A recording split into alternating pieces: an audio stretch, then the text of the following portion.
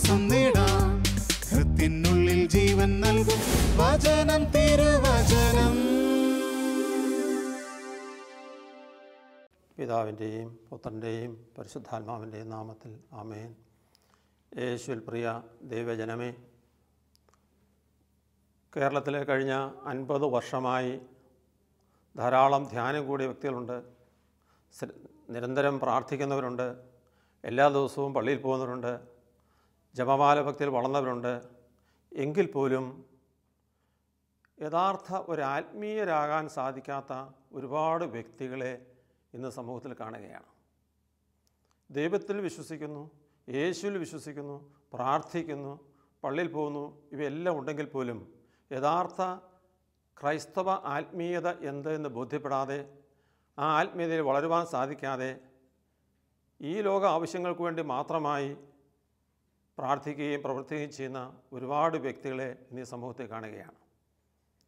ഞാനിത് പറയാനുള്ള കാരണം, അടുത്ത കാലത്ത് യുവജനങ്ങളുടെ ഒരു ധ്യാനത്തിൽ ക്ലാസ് എടുക്കാൻ പോയി. ഞാൻ അവിടെ ഇങ്ങനെ ചോദ്യം ചോദിച്ചു. 100ഓളം മുതിർന്ന അല്ലെങ്കിൽ നേതൃത്വത്തിൽ പ്രവർത്തിക്കുന്ന ആ യുവാക്കളോട് ഞാൻ ചോദ്യം ചോദിച്ചു. ഇന്ന് ഈ ഭൂമിയിൽ ധാരാളം ആത്മീയതകളുണ്ട്, 9ഓളം മതവിശ്വാസങ്ങളുണ്ട്, എല്ലാ മതങ്ങളിലും നന്മയുണ്ട്. പക്ഷേ നമ്മളെല്ലാവരും യേശുവിൽ വിശ്വസിക്കുകയാണ്. എന്താണ് യേശുവിൽ ഒരു വ്യക്തി വിശ്വസിച്ചാലുള്ള ഗുണം? ഞാനും നിങ്ങളും യേശുവിൽ വിശ്വസിക്കുന്നവരാണ്. എന്താണ് യേശുവിൽ വിശ്വസിക്കാനുള്ള കാരണം? ഞാൻ അവരോട് ചോദ്യം ചോദിച്ചു. ഒരു 5 മിനിറ്റ് സമയത്തേക്ക് ആരൊന്നും മിണ്ടുന്നില്ല. ഞാൻ വീണ്ടും ചോദിച്ചു, നമ്മളൊരു കാറ് വാങ്ങുന്നെങ്കിൽ, ഒരു വീട് വാങ്ങുന്നെങ്കിൽ, വേണ്ട ഒരു ഷർട്ട് സാരി ഇതിപ്പോൾ വാങ്ങുന്നെങ്കിൽ, അവയ്ക്കെല്ലാം നമ്മൾ ഏറ്റവും നല്ലത് സെലക്ട് ചെയ്യുന്നവരാണ്, ആലോചിച്ച് നോക്കി നല്ലത് വാങ്ങുന്നവരാണ്. പക്ഷേ നീ എന്തുകൊണ്ട് യേശുവിൽ വിശ്വസിക്കുന്നു, എന്താണ് എൻ്റെ ഗുണം, എൻ്റെ നേട്ടം എന്ന് ചോദിച്ചപ്പോൾ അവിടെ ആർക്കും, ഈ നേതൃത്വത്തിൽ പ്രവർത്തിക്കുന്ന ഈ 100ഓളം വ്യക്തികളിൽ ആർക്കും ഒരു ഉത്തരവുമില്ലാതെ അവർ പരുങ്ങുകയാണ്. അവസാനം ഒരു ചെറുപ്പക്കാരൻ എണീറ്റെന്ന് പറഞ്ഞു, എൻ്റെ പപ്പായും മമ്മിയും വിശ്വാസികളാണ്, ക്രിസ്ത്യാനികളാണ്. അവരെന്നെ ചെറുപ്പത്തിലെ മാംസം മുക്കി പേരിട്ടു തോമസ് കുട്ടിയെന്ന്. അതുകൊണ്ട് ഞാൻ വിശ്വസിക്കുകയാണ്. പ്രിയപ്പെട്ടവരെ, അതൊരു കുട്ടിയുടെ കാര്യമല്ല. ഇന്ന് ഈ കേരളത്തിൽ, അല്ലെങ്കിൽ ഞാനിന്ന് കേരളത്തിൻ്റെ വെളിയിലും പല സ്ഥലങ്ങളും ധ്യാനിപ്പിക്കാൻ പോയി. അവിടെ എല്ലാം ഒരുപാട് വിശ്വാസികളെ കാണുന്നുണ്ടെങ്കിൽ പോലും ക്രിസ്തു വിശ്വാസത്തിൻ്റെ പ്രസക്തി ബോധ്യപ്പെട്ടുകൊണ്ട്, ക്രൈസ്തവ ആത്മീയതയുടെ പ്രസക്തി ബോധ്യപ്പെട്ടുകൊണ്ട് യേശുവിനോട് ചേർന്ന് ജീവിക്കാനോ, യേശുവിൻ്റെ സുവിശേഷ വേല ചെയ്യാനോ, യേശു ആഗ്രഹിക്കുന്ന പോലെ വിശുദ്ധി ജീവിക്കാനോ സാധിക്കാത്ത ഒരുപാട് പേര് ഇന്ന് നിരാശരാണ്. പ്രിയപ്പെട്ടവരെ, അപ്പോൾ ഇന്നത്തെ വിഷയം ആത്മീയത എന്നാൽ എന്ത് എന്നുള്ളതാണ്. ക്രൈസ്തവ ആത്മീയത പ്രത്യേകത എന്ത് എന്നുള്ളതാണ്. അങ്ങനെ വരുമ്പോൾ നമ്മുടെ ആത്മീയതയെപ്പറ്റി നമ്മൾ ചിന്തിക്കുന്ന മുമ്പ് നമ്മളെല്ലാവരും ദൈവത്തിൽ വിശ്വസിക്കുന്നവരാണ്. ലോകത്ത് ഈ 9 മതത്തിൽപ്പെട്ടവരും ദൈവവിശ്വാസികളാണ്. അത് തന്നെ വളരെ നല്ല കാര്യമാണ്. ദൈവത്തിലൊരു വ്യക്തി വിശ്വസിക്കുക എന്ന് തന്നെ വളരെ നല്ല കാര്യമാണ്. എങ്കിൽ എന്തുകൊണ്ട് നീ ക്രിസ്തുവിൽ വിശ്വസിക്കണം എന്ന ഈ ചോദ്യത്തിനും കൂടെ ഉത്തരം ലഭിക്കുമ്പോഴാണ് യഥാർത്ഥത്തിൽ നമ്മളിൽ സമാധാനം ലഭിക്കുക, സന്തോഷം ലഭിക്കുക, ജീവിതത്തിന് അർത്ഥമുണ്ടാവുക, അതിൻ്റെ പ്രസക്തി ബോധ്യപ്പെട്ടുകൊണ്ട് വചനത്തോട് ചേർന്ന് ജീവിക്കാൻ നമുക്ക് സാധിക്കുക. പ്രിയപ്പെട്ടവരെ, ആരാണ് ഒരു ദൈവവിശ്വാസി? നിങ്ങൾ ദൈവത്തിൽ വിശ്വസിക്കുന്നവരാണ്. ഒരു ദൈവവിശ്വാസി ആര് എന്നൊരു ചോദ്യം നമ്മളോട് ചോദിച്ചാൽ നമ്മൾ എന്താണ് അതിന് ഉത്തരം പറയുക? ഒരു ദൈവവിശ്വാസിക്ക് വേണ്ട വിശ്വാസപരമായ 3 ഗുണങ്ങൾ എന്ത് എന്ന് ഒരു ചോദ്യം ഞാൻ ധ്യാനകേന്ദ്രത്തിൽ ചോദിച്ചു. കുറേ സമയം കഴിഞ്ഞിട്ടും ഉത്തരം കിട്ടുന്നില്ല. അപ്പോൾ ഞാൻ അവരോട് പറഞ്ഞു, എന്നാൽ പിന്നെ എളുപ്പമുള്ള മറ്റൊരു ചോദ്യം ചോദിക്കാം. ആരാണ് ഒരു നിരീശ്വരവാദി? ആരാണ് ഒരു നിരീശ്വരവാദി എന്ന ചോദ്യം ചോദിച്ചപ്പോൾ എല്ലാവരുടെയും മുഖത്ത് പുഞ്ചിരി തെളിഞ്ഞു. അവരെല്ലാവരും ഉത്തരം പറയാൻ തുടങ്ങി. ദൈവത്തിൽ വിശ്വസിക്കാത്തവൻ. അവിടെ ഇരിക്കുന്ന എല്ലാവരും ദൈവത്തിൽ വിശ്വസിക്കുന്നവരാണോ എന്ന് ചോദിച്ചപ്പോൾ കൈവോക്കി എല്ലാവരും വിശ്വസിക്കുന്നു. പക്ഷേ ആരാണ് ദൈവവിശ്വാസി എന്ന ആ ചോദ്യത്തിനൊരു ഉത്തരം പറയാൻ, ഡെഫിനിഷൻ പറയാൻ അവർക്ക് സാധിക്കുന്നില്ല. പക്ഷെ നിരീശ്വരവാദി ആരെന്ന് ചോദിച്ചപ്പോൾ ദൈവത്തിൽ ആശ്രയിക്കാത്തവനാണ് എന്നൊക്കെ അവർ പല ഉത്തരം പറഞ്ഞു. ശരിയാണ്, അവർ പറഞ്ഞ ഉത്തരങ്ങൾ ഇതൊക്കെയായിരുന്നു. ദൈവമാണ് അവനെ സൃഷ്ടിച്ചത് എന്നവൻ വിശ്വസിക്കുന്നില്ല. വളരെ ശരിയാണ്. രണ്ടാമത് എന്താണ് നിരീശ്വരവാദിയുടെ മറ്റൊരു പ്രത്യേകത? അവൻ ദൈവത്തിൽ ആശ്രയിക്കുന്നില്ല, അവൻ പ്രാർത്ഥിക്കുന്നില്ല. അവനൊരു ദൈവവുമില്ല, ദൈവത്തിൽ ആശ്രയിക്കുന്നുമില്ല, പ്രാർത്ഥിക്കുന്നുമില്ല. എന്താ പിന്നെ മൂന്നാമത്തെ പ്രത്യേകത? ഉത്തരമില്ലാതെ ജനം വലഞ്ഞ സമയത്ത് ഞാൻ തന്നെ ഉത്തരം കൊടുത്തു. ഒരു നിരീശ്വരവാദിയുടെ ഏറ്റവും വലിയ കഷ്ടകാലം, ഒരു ദൈവവിശ്വാസി നോക്കുമ്പോൾ അവൻ്റെ ഏറ്റവും വലിയ നഷ്ടം, മരണാനന്തരം ഒരു ജീവിതം സ്വർഗത്തിലുണ്ട്, മോക്ഷമുണ്ട് എന്നവൻ വിശ്വസിക്കുന്നില്ല. അപ്പോൾ ആരാണ് നിരീശ്വരവാദി? ദൈവമാണ് എന്നെ സൃഷ്ടിച്ചത് എന്നവൻ സമ്മതിക്കുന്നില്ല. അവൻ ദൈവത്തിൽ ആശ്രയിക്കുന്നില്ല. മരണാനന്തര ജീവിതത്തെക്കുറിച്ച് പ്രത്യാശയില്ല. അവൻ പറയും, ഞാൻ മരിച്ചാൽ അല്ലെങ്കിൽ ഞാൻ ചത്താൽ ആ കന്നുകാലിക്കൂടിനപ്പുറം ഒരു കുഴി കുത്തി എന്നെ അവിടെ തട്ടിയേക്ക്. കാരണം എന്താ? കന്നുകാലി ചാകുന്നതും ആ വ്യക്തി ചാകുന്നതും ഒരുപോലെ എന്നാണ് നിരീശ്വരവാദി വിശ്വസിക്കുക. പ്രിയപ്പെട്ടവരെ, എന്നാലൊരു ദൈവവിശ്വാസി ആരാണ്? ഞാൻ വീണ്ടും ചോദ്യം ചോദിച്ചപ്പോൾ അവർക്കെല്ലാം പെട്ടെന്ന് ഉത്തരം, ദൈവമാണ് എന്നെ സൃഷ്ടിച്ചത് എന്നും ആ ദൈവം എന്നെ പരിപാലിക്കുമെന്നും മരണാനന്തര ജീവിതം എനിക്ക് ദൈവത്തോടൊപ്പം സ്വർഗത്തിലുണ്ട് എന്നുകൂടി വിശ്വസിക്കുന്ന വ്യക്തിയാണ് ദൈവവിശ്വാസി.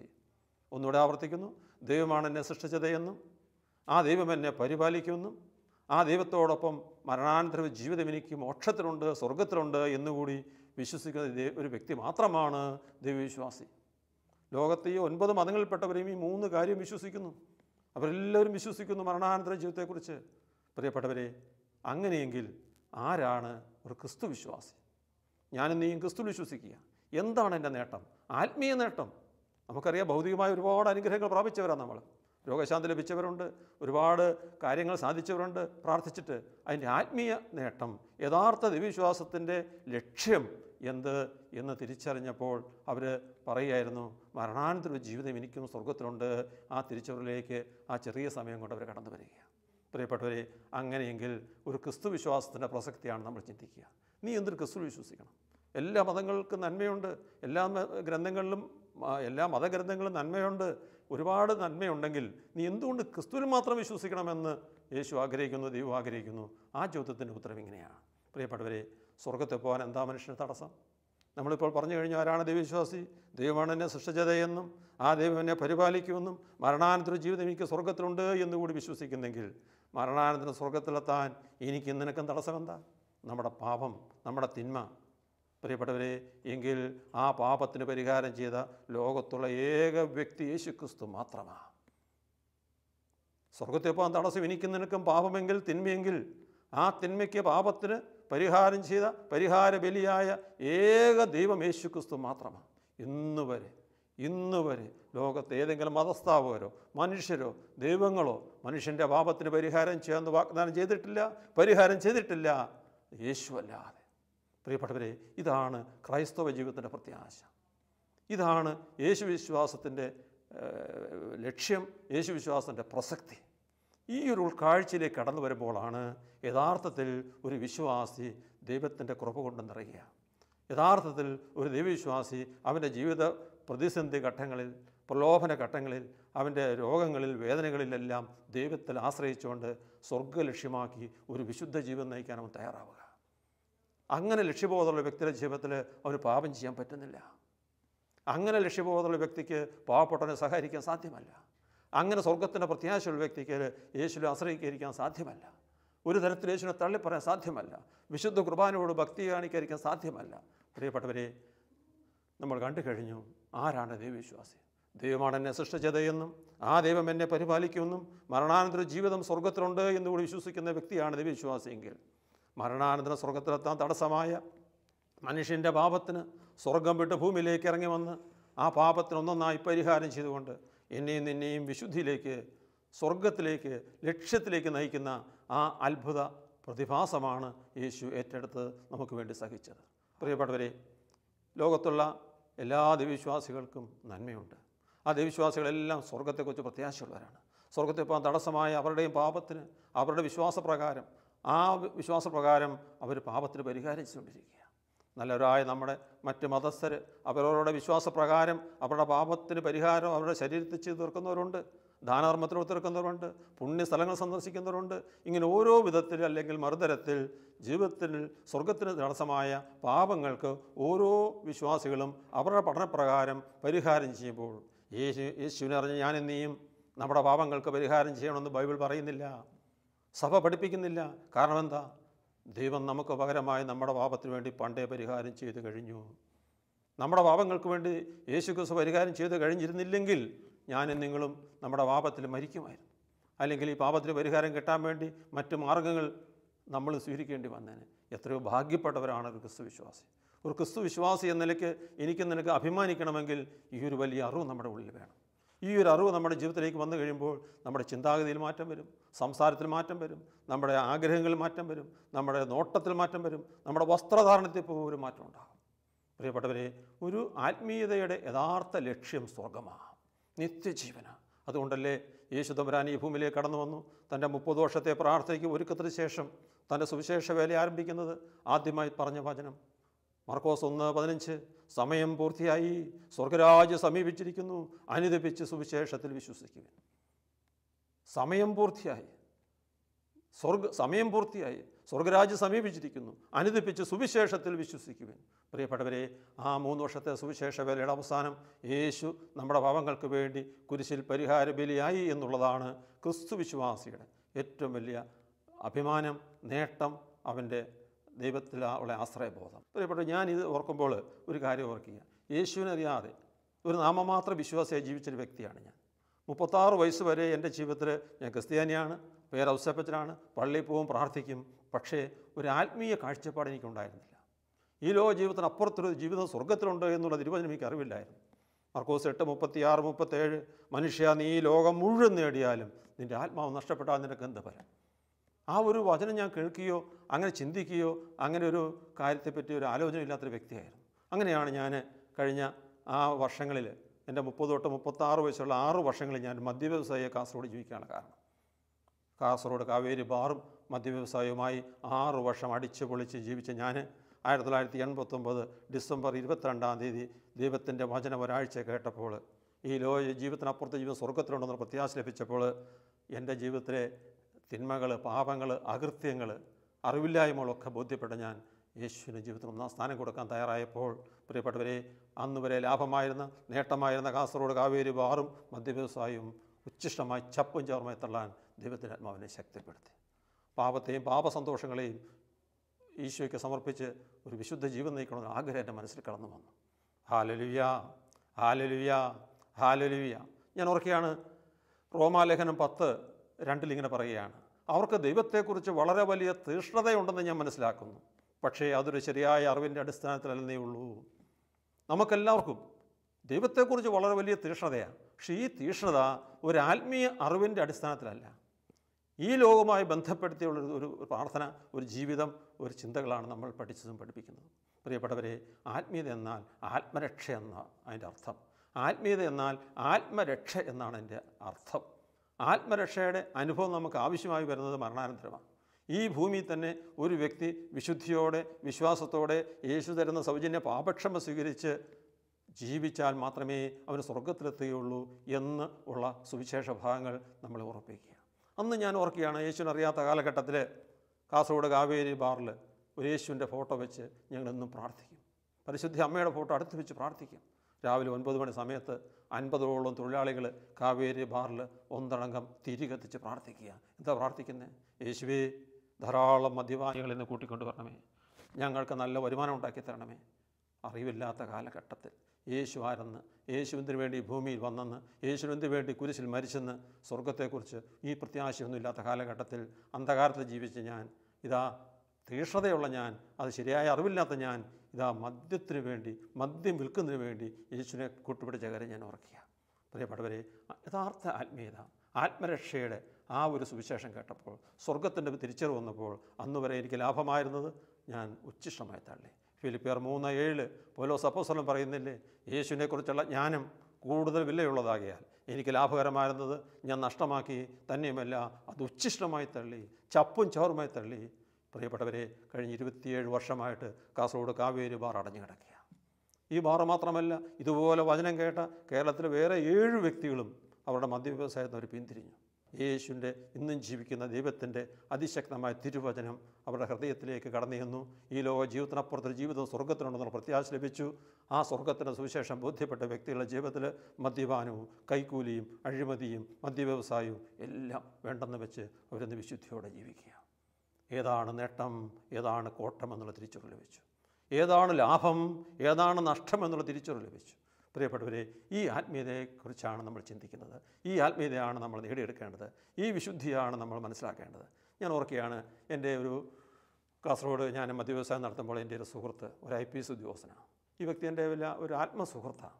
ഈ വ്യക്തി 4 വർഷങ്ങൾക്ക് മുമ്പ് എന്നോട് ചോദിച്ചു, ഔസേപ്പച്ച, നിങ്ങൾ എന്തുകൊണ്ടാണ് ആ ബാർ അടച്ചത്? കോടികളുടെ വരുമാനം, ഈ ലോകത്തിൻ്റെ അംഗീകാരമെല്ലാം നേടിത്തരുന്ന ഗവൺമെൻറ് ലൈസൻസുള്ള ഈ ബാർ അടയ്ക്കാനുള്ള കാരണം എന്താ? ഞാൻ പറഞ്ഞു, ഞാൻ യേശുവിനെ അറിഞ്ഞു. വീണ്ടും ആൾ ചോദിച്ചു, ആ വ്യക്തി എന്നോട് ചോദിച്ചു, യേശുവാണ് ഏകരക്ഷകനെന്ന് നിങ്ങൾ ഈ ശാലോം TV-യിലൂടെയും ഒക്കെ ഞങ്ങൾക്ക് കേൾക്കാറുണ്ട്. അതെന്താ, ഞങ്ങൾ സ്വർഗത്തിൽ പോയില്ലേ? ഞാൻ മറ്റേ മതവിശ്വാസം സ്വർഗത്തിൽ പോയില്ലേ? നിങ്ങൾ എന്തുകൊണ്ടാണ് യേശുവിൽ മാത്രം വിശ്വസിച്ചാൽ മാത്രമേ രക്ഷയുള്ളൂ എന്ന് പ്രസംഗിക്കുന്നത്? ഈ ഉന്നതനായ വ്യക്തി എന്നോടുള്ള സ്നേഹത്തെപ്പറ്റി ആത്മാർത്ഥമായിട്ട് എന്നോട് ചോദിക്കുക. ഞാൻ എന്ത് ഉത്തരം കൊടുക്കണം? പെട്ടെന്ന് ഞാൻ പരിശുദ്ധാത്മാവോട് പ്രാർത്ഥിച്ചു, കർത്താവേ, ഈ നല്ലൊരു മനുഷ്യൻ, നല്ലൊരു ദിവ്യവിശ്വാസി, നല്ലൊരു സുഹൃത്ത്, ഈ വ്യക്തിക്ക് ഉത്തരം കൊടുക്കാൻ എന്നെ പഠിപ്പിക്കണമേ. പെട്ടെന്ന് പരിശുദ്ധാത്മാവിനോട് പറഞ്ഞു, ഇങ്ങനൊരു മറുചോദ്യം ചോദിക്കുക. ഞാൻ സാറിനോട് പറഞ്ഞു, സാറേ, ഞാൻ ഈ ചോദ്യത്തിന് ഉത്തരമായി സാറിനോട് മറ്റൊരു മറുചോദ്യം ചോദിക്കാം. സാർ ആ ചോദ്യത്തിന് ഉത്തരം എന്നോട് പറയുമ്പോൾ സാറിൻ്റെ ചോദ്യത്തിന് ഉത്തരം അതിൻ്റെ അകത്തുണ്ട്. ചോദിച്ചു ഔസേപ്പച്ച. ഞാൻ പറഞ്ഞു, സാറേ, കഴിഞ്ഞ UPA സർക്കാർ ഇന്ത്യയിലുള്ള പാവപ്പെട്ട കർഷകരുടെ 65,000 കോടി രൂപയുടെ കട എഴുതിത്തള്ളി. ശരിയാണോ സാറേ? ശരിയാ.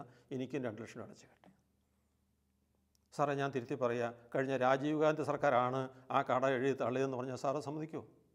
UPA സർക്കാരല്ല, അതിന് മുമ്പത്തെ രാജീവ് ഗാന്ധി സർക്കാരാണ് ആ കട തള്ളിക്കളഞ്ഞെന്ന് സാർ സമ്മതിക്കുമോ? അത് അങ്ങനെ സമ്മതിക്കാൻ പറ്റില്ല. UPA സർക്കാർ തന്നെയാണ് ആ കട എഴുതിത്തള്ളത്, ഇന്ന വർഷമാണെന്ന് ആ വ്യക്തിയോട് പറയുക. ഞാൻ പറഞ്ഞു, സാറേ, അത് നമ്മുടെ ബാങ്കിലെ കടം.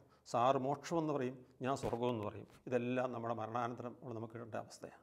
ഈ മോക്ഷത്തിൽ പോകാൻ, സ്വർഗത്തിൽ പോകാൻ സാറിനും എനിക്കും തടസ്സം എന്താ സാറേ? നമ്മുടെ തിന്മ, നമ്മുടെ പാപം. എങ്കിൽ സാറേ, ആ പാപത്തിന്, ആ തിന്മയ്ക്ക് നമ്മൾ പരിഹാരം ചെയ്യണം. ഞാൻ പറഞ്ഞു, സാറേ, എന്നാൽ ക്രിസ്തു വിശ്വാസികളെ ഞങ്ങളാരും അതിന് പരിഹാരം ചെയ്യുന്നില്ല. സാറേ, ദൈവം തൻ്റെ മകനെ യേശുവിനെ ഈ ഭൂമിയിലേക്ക് അയച്ചത് ലോകത്തുള്ള സകല മനുഷ്യരുടെയും പാപത്തിന് പരിഹാരം ചെയ്യാനാണ്. ഈ ബോധ്യമുള്ളതുകൊണ്ടാണ് ഞങ്ങളുടെ പാപങ്ങൾ ദൈവത്തിരുസിനിൽ ഏറ്റുപറഞ്ഞ് അനുദപിച്ച് വിശുദ്ധ കുമ്പസാരത്തിലൂടെ മോചനം നേടുക. സാറിൻ്റെ സുഹൃത്തുക്കളും ഒക്കെ എനിക്കറിയാം, മറ്റു മതസ്ഥർ യേശുവിനെ അറിയാത്തവർ ഇന്ന് ഒരുപാട് ക്ലേശത്തിലൂടെ അവരുടെ നല്ല മനസ്സുകൊണ്ട് അവരുടെ ജീവിതത്തിൽ പാപത്തിന് പരിഹാരം ചെയ്യാണ്ടിരിക്കുകയാണ്. എനിക്ക് അവരോട് വലിയ ബഹുമാനമാണ് സാറേ. അവരുടെ അത്യക്ഷത കാണുമ്പോൾ, അവർ ദൈവത്തിലെത്താനുള്ള അവരുടെ അത്യക്ഷത കാണുമ്പോൾ എനിക്ക് അവരോട് അഭിമാനം തോന്നാറുണ്ട്. പക്ഷേ സാർ ഒരു കാര്യം ഓർക്കണം, ഞാൻ യേശുവിനെ അറിഞ്ഞില്ലായിരുന്നെങ്കിൽ ഞാൻ ഇതുപോലെ പരിഹാരം ചെയ്യേണ്ട വ്യക്തിയാണ്. പക്ഷേ എൻ്റെ യേശു എനിക്ക് തരുന്ന സൗജന്യ പാപക്ഷമ ബോധ്യപ്പെട്ടുകൊണ്ട് പാപങ്ങളെ ഓർത്ത് അനുദപിച്ച് വിശ്വാസികളായി ഞങ്ങൾ മുന്നേറുകയാണ്. അപ്പോൾ ആ സാറിനോട് ചോദിച്ചു, ആ യേശുവിൻ്റെ പാപക്ഷമ എനിക്ക് ലഭിക്കുമോ? ഞാൻ പറഞ്ഞു, സാറേ, ലഭിക്കും. ഞാൻ എന്ത് ചെയ്യണമെന്ന് ആ വ്യക്തിയോട് ചോദിക്കുക. ഞാൻ പറഞ്ഞു, സാറേ, ദൈവം തൻ്റെ മകനെ യേശുവിനെ ഈ ഭൂമിയിലേക്ക് അയക്കുമ്പോൾ ഒരു ക്രിസ്ത്യാനിയോ ഔസേപ്പച്ചനോ അറിയാമയൊന്നുമില്ല. ദൈവം തൻ്റെ മകനെ ഈ ഭൂമിയിലേക്ക് അയച്ചത് ലോകത്തുള്ള ജാതി മത ഭേദമന്യേ ഒരു വ്യക്തിയിലെ പാപത്തിന് പരിഹാരം ചെയ്യാൻ. ലോകത്തുള്ള മനുഷ്യരെല്ലാം ദൈവത്തിൻ്റെ മക്കളാണ്. ആരൊക്കെയത് വിശ്വസിക്കുമോ അവർക്കെല്ലാം ആ ഉത്തമ ഗുണം കിട്ടും. ആരൊക്കെയത് വിശ്വസിക്കുമോ അവരുടെ കൂട്ടായ്മയുടെ പേരാണ് സഭയെന്ന്. യേശു ഒരു മതസ്ഥാപനമല്ല. ക്രിസ്തു മതം എന്നൊരു മതം ബൈബിളിലില്ല. യേശു സ്ഥാപിച്ച സഭയാണ്. സഭയെന്ന് പറഞ്ഞാൽ കൂട്ടായ്മയെന്ന് അർത്ഥമുള്ളൂ. നിയമസഭ, ലോകസഭ, ആ സഭയിൽ അംഗമാകണം ഞങ്ങൾ ആ വിശ്വാസം പ്രകാരം ജീവിക്കുന്ന സാറേ. അതുകൊണ്ട് എന്നോട് ചോദിക്കല്ലേ എനിക്കും ആ ഗുണം കിട്ടുമോ? ഞാൻ പറഞ്ഞു, സാറേ, തീർച്ചയായിട്ടും കിട്ടും. പിതാവായ ദൈവമേ, അങ്ങയുടെ പുത്രനായ യേശു ക്രിസ്തു എൻ്റെയും പാപത്തിന് പരിഹാരം ചെയ്യുമെന്ന് ഞാൻ വിശ്വസിക്കുന്നു. പാപിയായ എന്നോട് കരുണയായിരിക്കണമേ എന്ന് സാർ പ്രാർത്ഥിച്ചാൽ മതി. ആ സാർ എനിക്ക് വന്ന് ക്ഷയിക്കാനൊന്ന് സാറ് വലിയ സന്തോഷമായി. പ്രിയപ്പെട്ടവരെ, യുക്തിയോടെ കാര്യങ്ങൾ പറഞ്ഞപ്പോൾ ആ ഉന്നതനായ ഉദ്യോഗസ്ഥൻ, ആ IPS ഉദ്യോഗസ്ഥൻ യേശുവിൻ്റെ സ്നേഹം അനുഭവിക്കുകയായിരുന്നു. പ്രിയപ്പെട്ടവരെ, ഈ ഒരു സുവിശേഷ വിലയാണ്, ഈ ഒരു സത്യമാണ് ഞാനും നിങ്ങൾ പ്രഘോഷിക്കേണ്ടത്. യേശുവിൻ്റെ സ്നേഹം ലോകത്തുള്ള സകല ജനതയ്ക്കും വേണ്ടിയുള്ളതാണ്. യേശു ഈ ഭൂമിയിലേക്ക് കടന്നു വന്നത്, ദൈവം യേശുവിനെ മരിക്കാൻ അനുവദിച്ചത് ലോകത്തുള്ള ജാതിമത ഭേദമന്യേ എല്ലാ വ്യക്തികൾക്കും വേണ്ടിയാണ്. അതൊരു സങ്കുചിതമായ രീതിയിൽ കണ്ട് അത് നമ്മുടെ മാത്രം രക്ഷ എന്ന് പറഞ്ഞ് അതിനെ ചെറുതാക്കാതെ ഈ ദൈവത്തിൻ്റെ സ്നേഹം അനുഭവിച്ച് ലോകത്തുള്ള സകലരും സ്വർഗ്ഗപ്രാപ്തിയിലേക്ക് എത്തുവാൻ ചിന്തിക്കേണ്ടവരാണ് ഞാനും നിങ്ങളും. ആ ഒരു വലിയ ഉൾക്കാഴ്ചയിലേക്ക് കടന്നു വരാം. അങ്ങനെ വരുമ്പോഴാണ് നമ്മുടെ ജീവിതത്തിൽ വലിയ ഒരു സമാധാനവും സന്തോഷവും ഉണ്ടാവുക. ലൂക്കാ സുവിശേഷം 8:28 ഇങ്ങനെ ഭാഗമുണ്ട്. ലൂക്കാ 8:28 പിശാചും വിശ്വസിക്കുന്നു യേശു ദൈവമാണ്. അവിടെ ഇങ്ങനെ പറയുകയാണ്, അത്യുന്നതൻ്റെ പുത്ര യേശു ക്രിസ്തുവേ എന്ന് 7 പിശാച് ബാധിച്ച ഒരു ചെറുപ്പക്കാരൻ യേശുവിനെ നോക്കി പറയുക. യേശുവിന് മുന്നിൽ കുമ്പിടുക, അവൻ പ്രാർത്ഥിക്കുക. എന്താ? യേശുവേ, നീ എന്തിനാ ഞങ്ങളുടെ കാര്യത്തിൽ ഇടപെടുന്നത്? ഞങ്ങളുടെ പന്നിക്കൂട്ടത്തിലേക്ക് മേയാൻ വിടണേ എന്ന് ഈ ദൈവത്തോട്, യേശുവിനോട് ആ പിശാച് ബാധിച്ച് പ്രാർത്ഥിക്കുക. യേശു ദൈവമാണെന്ന് പിശാചിനറിയാം. യേശു ദൈവമാണെന്ന് പിശാചിനറിയാം. പിശാചും പ്രാർത്ഥിക്കും. ഞാനും പ്രാർത്ഥിച്ചു കാവേരിയിൽ ബാർ ഹോട്ടലിൽ യേശുവിൻ്റെ രൂപം വെച്ച്. അത് ശരിയായ അറിവിൻ്റെ അടിസ്ഥാനത്തിലായിരുന്നില്ല. പ്രിയപ്പെട്ട യേശു ദൈവമാണെന്ന് വിശ്വസിച്ചുകൊണ്ട് ഒരുത്തൻ വിശ്വാസി എന്ന് പറയാൻ പറ്റില്ല. എൻ്റെ ദൈവം യേശു ക്രിസ്തുവിനെ ഈ ഭൂമിയിലേക്ക് അയച്ചത് എൻ്റെ പാപങ്ങൾക്ക് പരിഹാരം ചെയ്യാനാണെന്നുള്ള ബോധ്യത്തിൽ പാപത്തെയും പാപസന്തോഷങ്ങളെ പുറത്തുപേക്ഷിച്ചുകൊണ്ട് യേശുവിൻ്റെ സൗജന്യ പാപക്ഷമ സ്വീകരിച്ചുകൊണ്ട് സ്വർഗ്ഗ ലക്ഷ്യമാക്കി പാവങ്ങളോട് കരുണ കാണിച്ച് ദൈവത്തിൻ്റെ സ്നേഹം പ്രകടിപ്പിച്ച് പ്രചരിപ്പിച്ച് വിശുദ്ധിയോടെ ജീവിക്കുക. പാപകരമായ വരുമാനങ്ങളിൽ നിന്ന് പിന്തിരിയുക. ഇന്ന് കേരളത്തിൽ ദൈവത്തിൻ്റെ വചനം കേട്ട് സ്വർഗത്തെക്കുറിച്ച് ബോധ്യപ്പെട്ട ഒരുപാട് വ്യക്തികൾ ഒരുപാട് മാറ്റം വന്നത് മാനസാന്തരം നമുക്കറിയാം. ഒരുപാട് വ്യക്തികൾ യേശുവിന് വേണ്ടി സുവിശേഷം വിളിച്ചറിയാം. പ്രിയപ്പെട്ട അതിൻ്റെ യഥാർത്ഥ കാരണം ലക്ഷ്യബോധം ഒരു വ്യക്തിയുടെ ഉള്ളിൽ വന്നു എന്നുള്ളതാണ്. പാപത്തെക്കുറിച്ചും പാപപരിഹാര ബലിയെക്കുറിച്ചും ബോധ്യപ്പെട്ട ഒരു വ്യക്തി അവൻ്റെ ജീവിതത്തിൽ വിശുദ്ധിയോടെ ജീവിച്ച് സ്വർഗ്ഗ ലക്ഷ്യമാക്കി ക്രൈസ്തവ ആത്മീയതയുടെ പ്രത്യേകത ബോധ്യപ്പെട്ടുകൊണ്ട് അവൻ ക്രിസ്തുവിൽ വിശ്വസിക്കുന്നതിൻ്റെ പ്രത്യാശ ബോധ്യപ്പെട്ടുകൊണ്ട് വിശുദ്ധിയോടെ ജീവിക്കാൻ അവന് ദൈവം കുറവ് കൊടുത്ത് അനുഗ്രഹിക്കും. നമുക്ക് പിതാവിൻ്റെയും പുത്രൻ്റെയും പരിശുദ്ധാത്മാവിൻ്റെ നാമത്തിൽ ആമേൻ.